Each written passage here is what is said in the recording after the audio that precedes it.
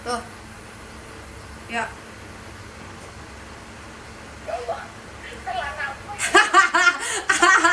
Aduh, disensor, didikat. Oke. Halo mama, halo papa. Cerita ya. Cerita ya. Halo Mama, halo Papa, selamat datang di channel kami Cerita Ya, cerita tentang ayah dan seputar spektrum autismenya. Ini adalah family vlog yang akan bercerita tentang perkembangan anak kami bernama Ayah yang tumbuh dengan autism spectrum disordernya. Vlog ini juga akan membahas seputar autisme dari sudut pandang ilmiah dengan bahasa yang mudah, berbagi pengalaman seputar pengasuhan anak autis, dan informasi penting lainnya yang semoga bermanfaat untuk mama, papa, dan teman-teman semua. Terima kasih sudah berkenan menonton vlog kami. Ciao Bella, ayah sayang kalian semua. Selamat menyaksikan ya. Kuy. Barunya salut ketika dikelengin kakepah.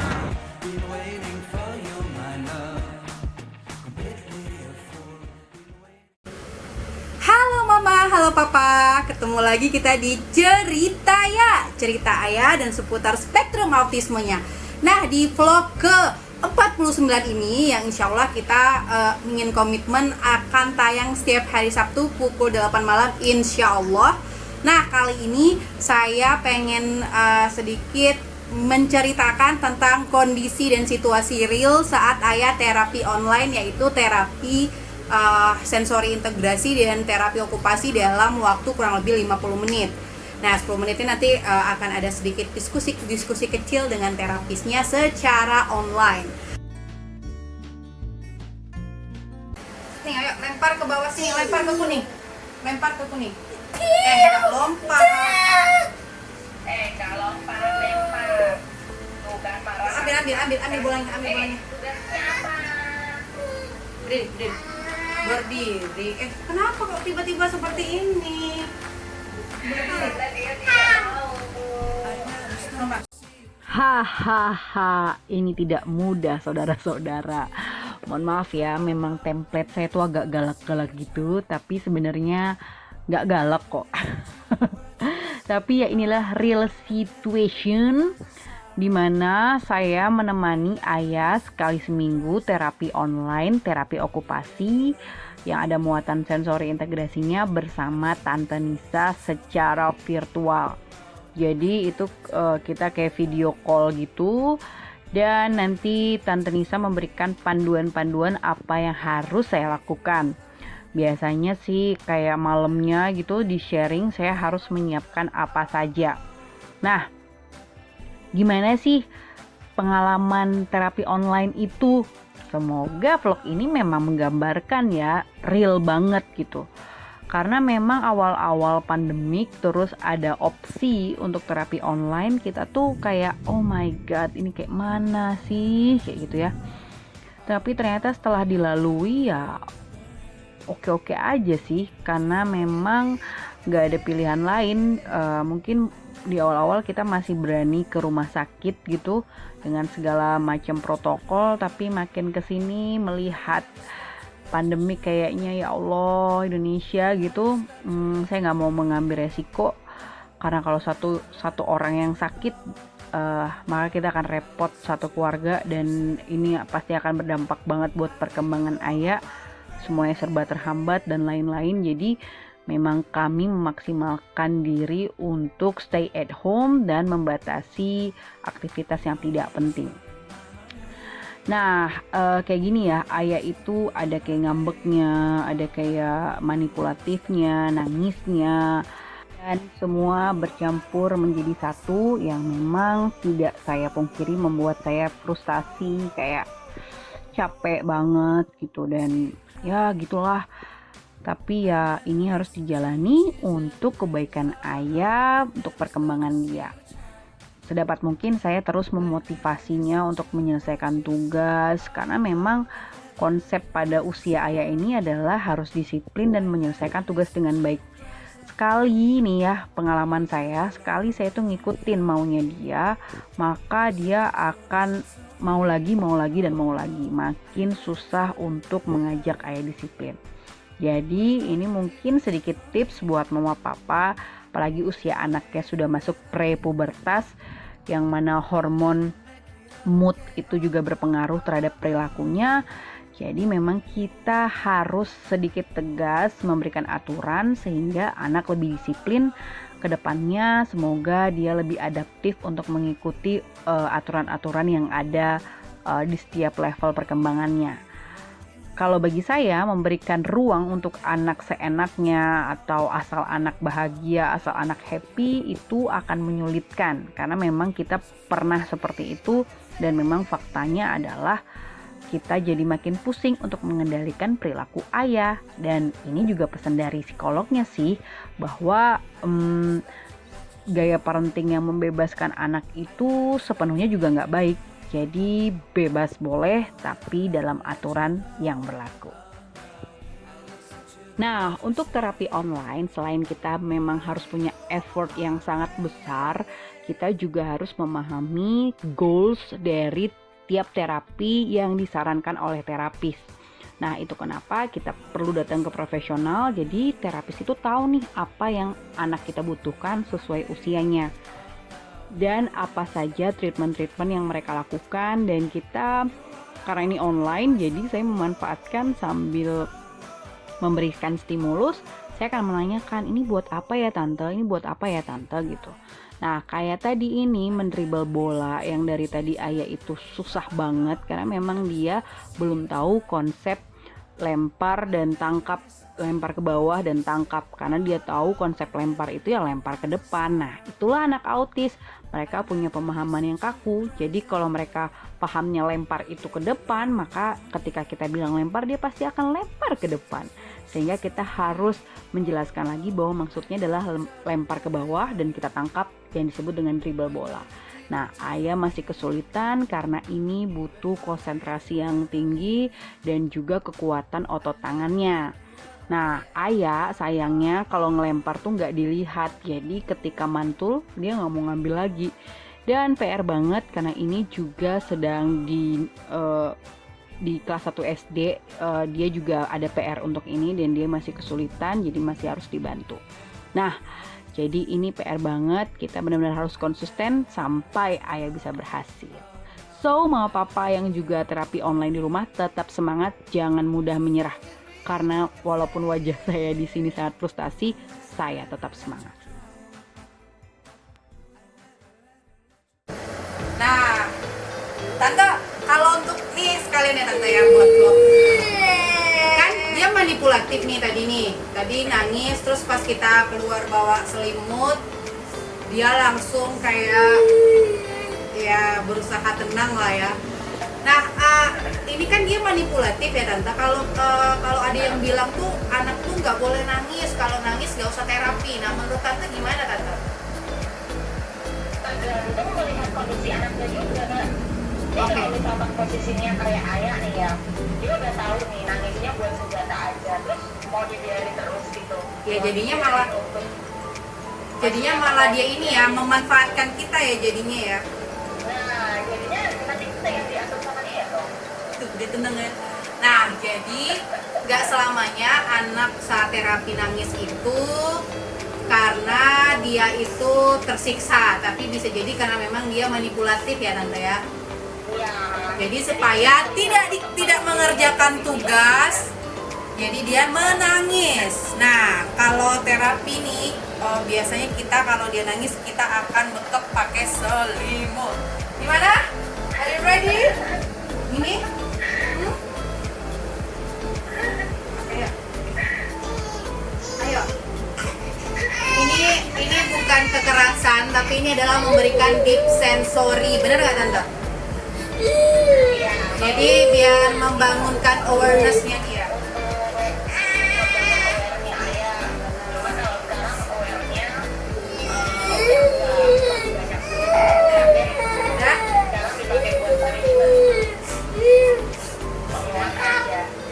Udah kita dribble lagi ya. Kita dribble lagi, oke? Kita dribble lagi yuk.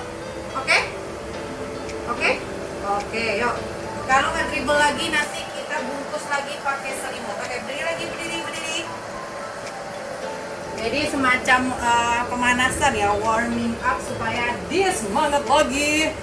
Oke, ayo. Dilihat bawahnya, dilihat. Lempar, tangkap. Yuk. Nah, udah lihat kan gimana cara kita membangunkan awareness-nya Ayah?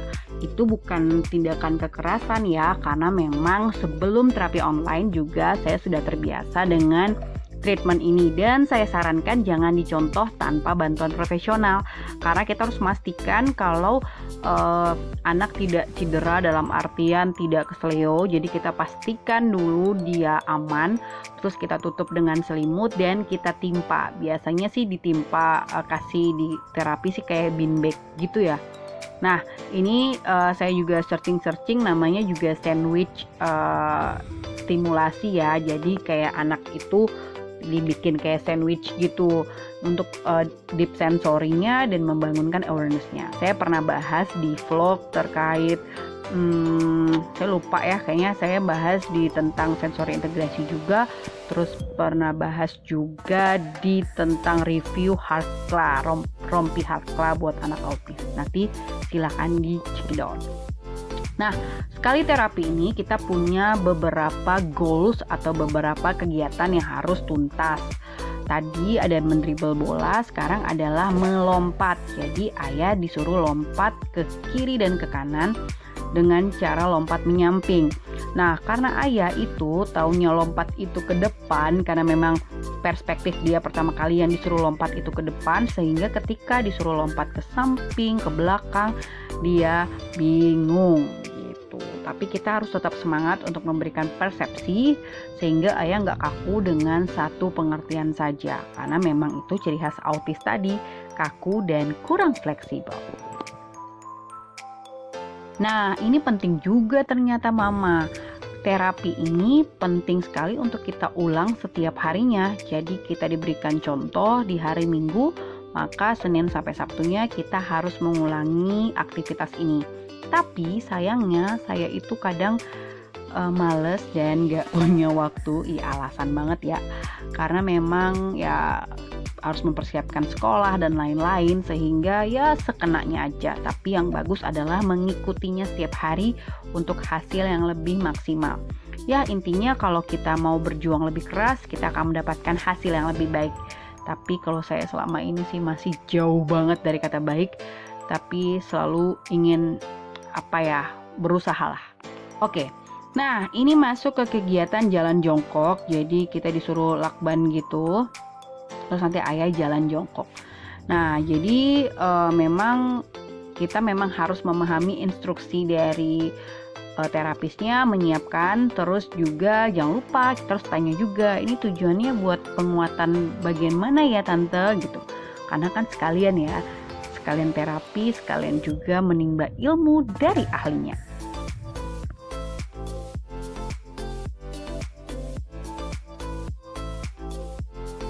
Oh iya, lupa, kalau terapi online juga Mama Papa harus memastikan memiliki tenaga yang ekstra, apalagi terapinya jenis seperti ini ya, karena memang kita harus handling anak dengan baik, apalagi yang Ayah sekarang badannya udah gede banget. Awal-awal terapi saya kesleo, sakit sampai demam karena capek banget gitu. Jadi pastikan juga dalam kondisi fit, baik secara jiwa dan raga, karena kalau nggak jadinya emosi jiwa. Itu penting juga ya. Jadi tidak hanya menyiapkan anak terapi, tapi juga menyiapkan diri kita siap menjadi asisten terapis. Nah, jadi kita mengikuti instruksi dari terapis itu sendiri. Nah, alhamdulillah di sesi jalan jongkok ini Ayah lumayan mau, nggak seperti waktu dribble sama lompat. Meskipun tetap ada itu cranky seperti itu, it's okay. Itu adalah hal yang memang harus kita biasakan, karena di sanalah seninya kita mengurus anak dengan autism spectrum disorder.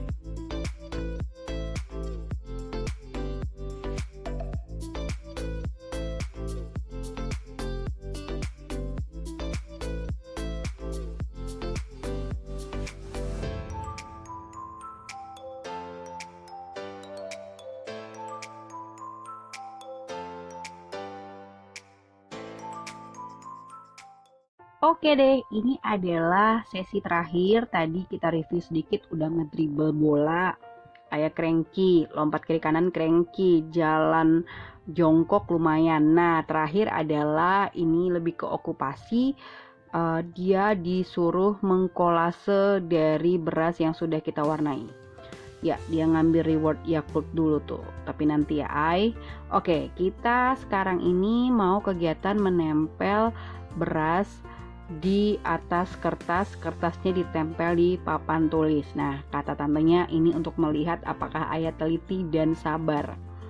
Nah, di sini saya disuruh gambar apel dan ternyata nanti hasilnya seperti buah yang lain karena memang saya tidak memiliki skill menggambar yang baik, guys. Jadi kalau ada yang nanya, Ayah itu bisa gambar dari siapa gitu? Bukan dari siapa-siapa, yang jelas bukan dari saya karena saya nggak bisa gambar.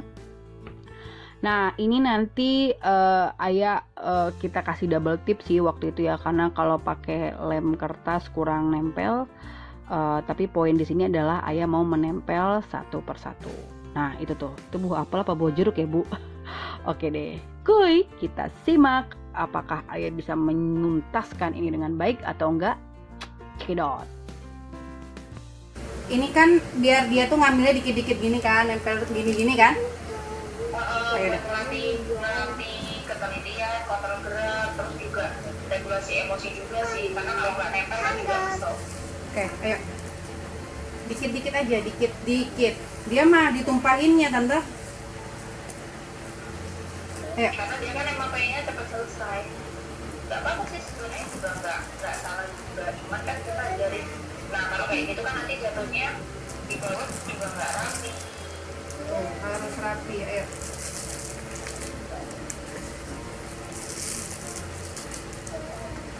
Dikit-dikit Ayah. Sedikit-sedikit aja. Yeay, lumayan nih, Ayah udah memahami konsepnya. Cuman PR-nya adalah memang dia tidak sabar. Jadi pengen langsung jadi tuh beras ditumpahin gitu, yang penting nempel. Padahal harapannya dia bisa nempelinnya sedikit demi sedikit, teliti dan penuh dengan kesabaran. Nah, untuk kolase ini bagus banget. Dulu itu pernah kolase pakai kertas, pakai jagung dan lain-lain. Selain memang di sekolah juga diajarkan. Kenapa penting? Karena memang di situ melatih kesabaran, konsentrasi dan kerapian juga. Nah, sebenarnya banyak aktivitas lain dari okupasi ini yang bisa kita contoh, seperti menggunting kertas pada pola tertentu, terus juga bikin pola-pola terus dilem. Dan lain-lainnya sih, banyak banget aktivitas-aktivitas yang sebenarnya bisa dilakukan di meja. Bahasanya tuh kalau nggak salah tabletop gitu ya. Jadi anak-anak memang disuruh duduk dan juga bisa berlatih menulis dan lain-lainnya. Karena memang sekarang PR Ayah adalah menulis dengan baik dan benar, karena dia masih kayak kontrol gerak tangannya belum baik. Jadi kadang tulisannya besar kecil terus miring gitu. Jadi sekarang lagi bener-bener effort buat ngajarin dia kalau nulis itu lurus, terus spasinya pas dan ukurannya juga pas. Karena nanti juga harus ngajarin dia kalau huruf huruf kecil gimana, huruf kapital gimana. Nah, itu juga PR juga sih. Jadi memang mendampingi anak dengan spektrum autisme ini benar-benar kayak kayak main games yang setiap harinya ada tantangan baru yang benar-benar harus kita nikmati. Kuncinya di situ sih. Jadi jangan dijadikan beban, jadikan ini seperti kita kayak main games yang mana kita pengen naik level, kita harus berusaha lebih keras. Kalau kita kalah ya kita restart, kita ulang lagi, ya gitu aja terus sampai nanti kita mencapai level yang kita inginkan. So, mama papa sekali lagi semangat. Saya cuma bisa bilang itu sih, dan semangat untuk diri saya sendiri. Apelnya dibikin dari apa tadi? Dari Dari? Dari apa? Ini apa namanya? dari Ini dilihat. Beras. Berasnya diwarnain apa? Ini berasnya warna apa? Merah. Oke, duduk yuk. sejauh ini kan kalau melihat dari usia perkembangannya ya, motoriknya Ayah itu bisa dibilang dia masih ada yang telat gitu, kayak lompat satu kaki, dia masih belum kurang bisa, kuat. gitu kan. Terus lompat ke belakang, lompat ke kanan kiri, dia juga platingnya kadang tuh masih suka ke depan, bener ke kanan, tapi badannya muter dulu. Iya, benar. Dia nanti lompatnya ke depan gitu. Nah itu sih sebenarnya yang perlu untuk kita kejar juga gitu, karena kan itu nanti di sekolah juga Iya, di ini. ada butuh penilaian untuk ke arah situ kan gitu. Makanya perlu Nah, untuk dilatih juga. Berarti olahraga itu benar-benar punya fungsi yang sangat penting ya Tante buat kasus-kasus kayak Ayah ini. Iya gitu, apalagi nih kalau kita melihat juga sebenarnya kan juga bahaya ya kalau kita aja yang nggak suka olahraga. Jadi kan gimana ya, memang olahraga itu kan termasuk disaranin untuk pola hidup sehat gitu. Karena kalau kita nggak pernah olahraga juga nih, Ayah nih badannya udah gendut, aku sebenarnya juga waspada nih, nanti kalau makin lama nggak pernah olahraga makanya badannya makin gendut, terus buat gerak jadi makin mager, efeknya ke situ. Nah, karena memang aku baca juga individu dengan ASD itu punya resiko obesitas. Nah, aku juga mulai kayak aduh gimana ini. Apalagi kalau dia arousal-nya atau awareness-nya tuh masih jelek gitu, dalam artian dia yang masih suka bengong. Oh, ini nih kayak gini nih, bengong nih, suka bengong nih. Gitu. Nah kalau si Ayah itu kan bagusnya sekarang dia udah punya banyak inisiatif kan, udah banyak inisiatif untuk dia mau ngapain, pengen ngapain gitu. Cuman problemnya memang kalau diarahin ke aktivitas dia masih suka males. Berarti sebenarnya konsisten olahraga itu dimulai dari orang tuanya. Nah, itu tadi sedikit cuplikan diskusi saya bersama Tante Nisa. Kita bahas tadi tuh Ayah gimana dan PR dan goals-goals selanjutnya seperti apa. Nah, penting banget nih Mama Papa untuk kita diskusi bersama terapis, sehingga kita tahu setiap treatment itu tujuannya apa, fungsinya apa, dan goalsnya apa. Sehingga dalam satu tim, baik itu terapis dan guru di sekolah dan kita memiliki satu goals yang sama, sehingga kita bisa saling menyupport satu sama lain. Jadikanlah mereka bagian dari kita. Agak sayang sih kalau seandainya kita hanya ya sebatas terapis dan orang tua tanpa ada hubungan yang lebih serius membicarakan masalah anak, karena memang sebenarnya para terapis ini juga sangat kooperatif untuk kita ajak diskusi, dan bahkan beberapa tante-tante yang pernah menterapi Ayah itu juga sangat memberikan informasi, masukan, saran yang sangat berharga untuk saya dan untuk keluarga, untuk abinya juga. Dan yang paling terpenting adalah kita nggak boleh baper ketika dikasih tahu sama terapis. Kita harus open minded untuk kebaikan anak kita. Oke deh Mama Papa, mungkin itu dulu vlog kali ini. Terima kasih sudah menyimak. Semoga menambah informasi terkait seperti apa sih terapi online itu. Dan untuk Mama Papa yang mungkin masih galau abis nonton vlog ini, bisa memutuskan kira-kira mau coba apa enggak. Tapi sih menurut saya coba aja dulu, kali jodoh.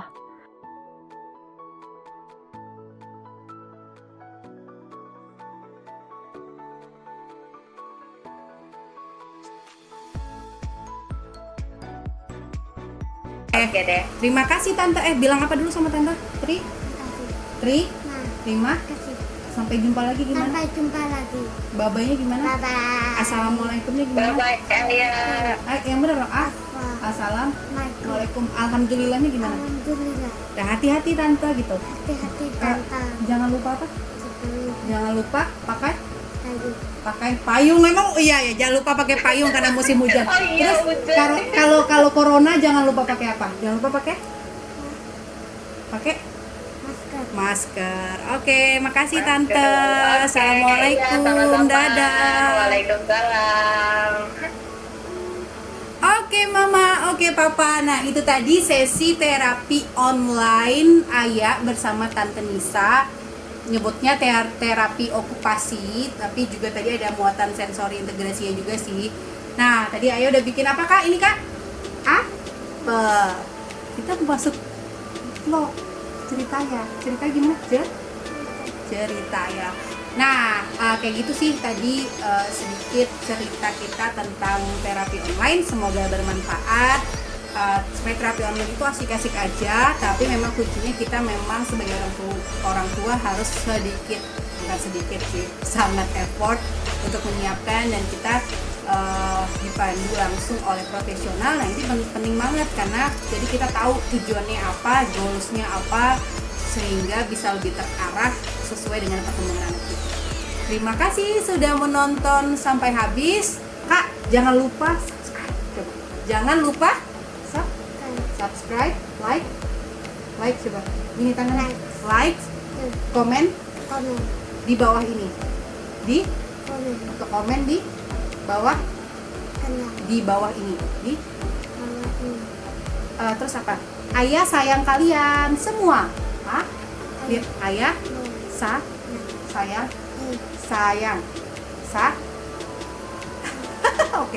Oke deh, jangan lupa di subscribe, terus di like dan komen. Dan terakhir, ciao Bella. Ayah sayang kalian semua. Gini tangannya deh, Kak. Sarangin tangannya, sarangin.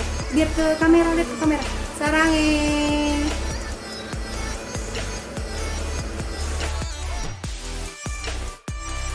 Dadanya gimana dadanya? Dadanya gimana? Dadah. Dadah.